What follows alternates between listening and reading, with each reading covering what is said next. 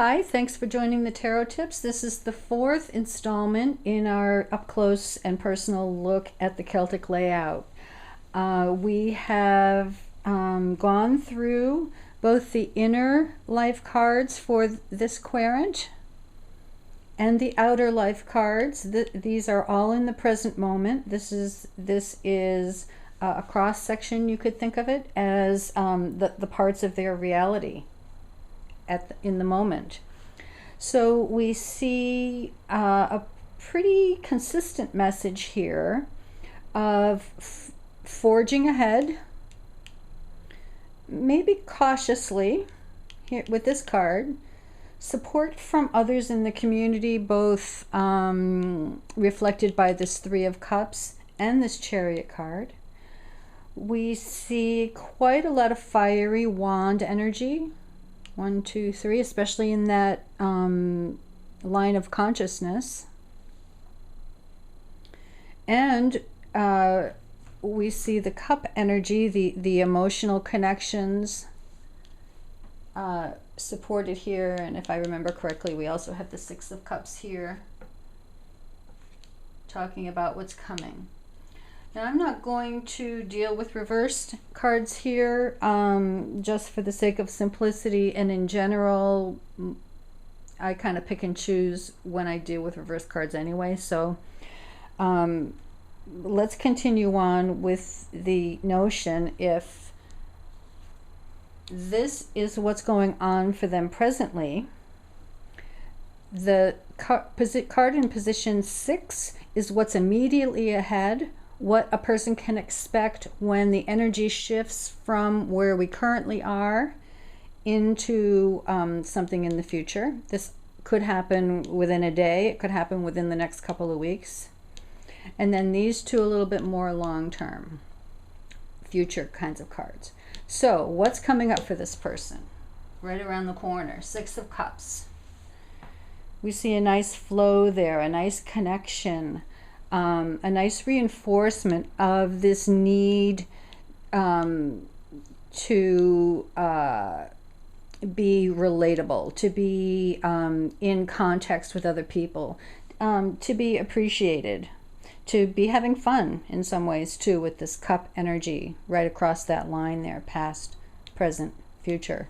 This person looks a little uncertain with this Four of Cups that they're going to get what they want and need.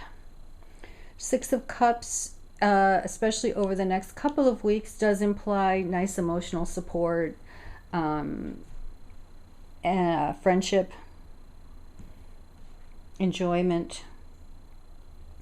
I'm not sure it says much about the professional or the sense of drive that's here, but it does look like a pleasant experience. It does look like, it does have a feeling that there's still things to work out here, but that there's emotional support along the way. So as we move further ahead into time, card 9. This is a card that has many different interpretations about what does the position mean. I like to think of this kind of as a helper, but the phrase I like to use is that whatever card comes here, the energy of it is going to have to be utilized to work through this process in a successful way. So whatever card comes here, we're going to look at its positive aspect. We're going to say, okay, here is something that is necessary to deal with. It's not necessarily a block. It's more something that we need to pay attention to. So it's a little piece of guiding information. This card is always a very interesting notion. So let's see what we have here. Okay, the Page of Wands.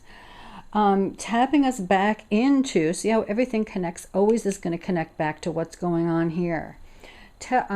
So as a guiding influence, as something that we need to pay attention to work through this dynamic successfully, we get the Page of Wands. So that says stay flexible, be open to new ideas.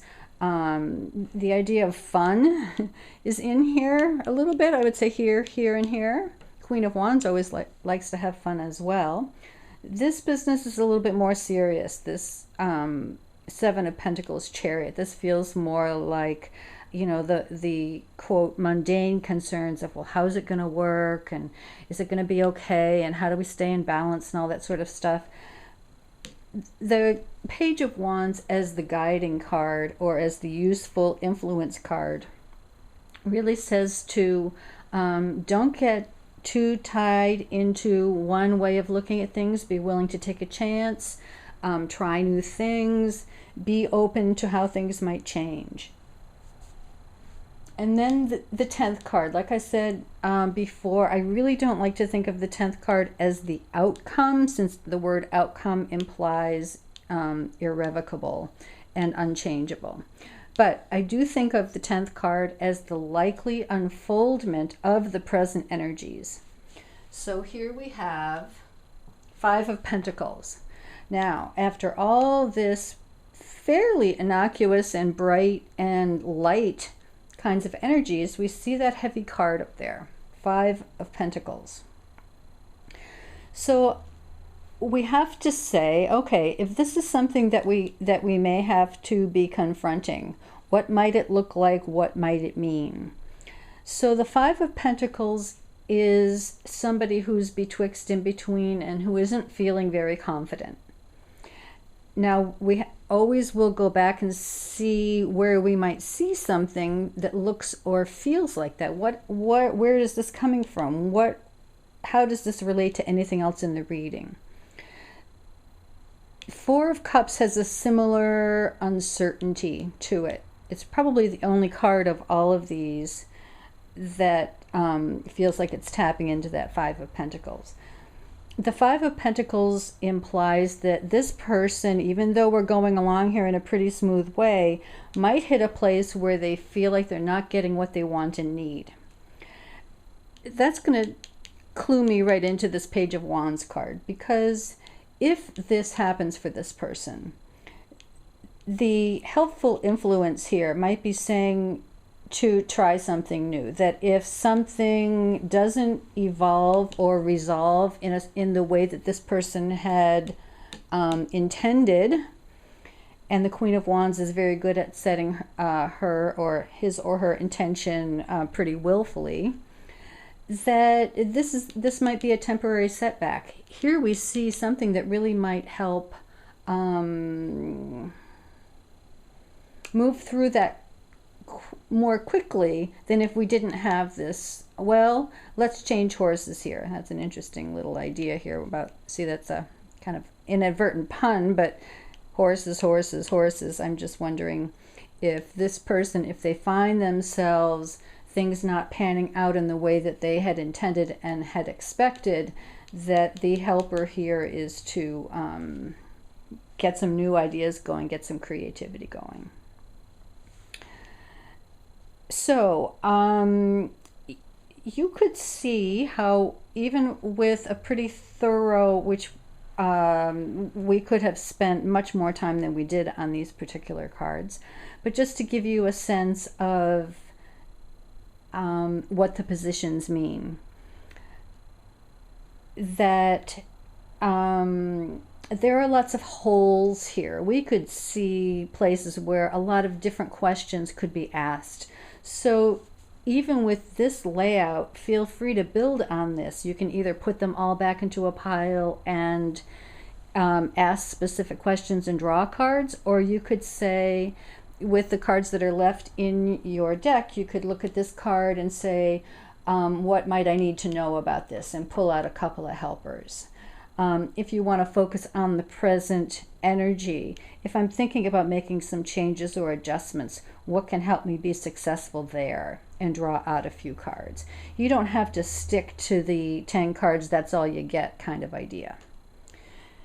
Another permutation that I like to use is that if these 10 cards came off the top of the deck, and the deck was settled and set, and intuitively I felt like it was ready to be laid out into the pattern, that these are what we can consciously know.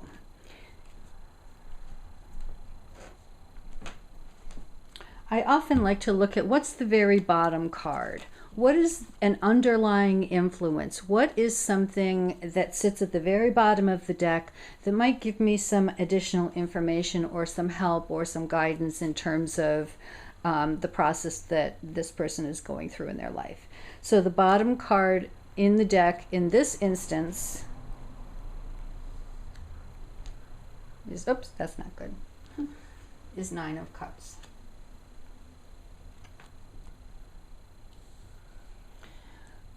Which I think lends a little support to the idea that if this person is going to have a little rough patch here and maybe a little rough patch here, to stay optimistic, to stay hopeful, to expect to eventually be able to work through this in a successful way.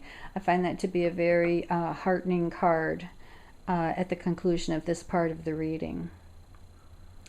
We'll do an overview of some of these ideas, just a wrap up of the Celtic layout next time. But thanks for joining. See you next time.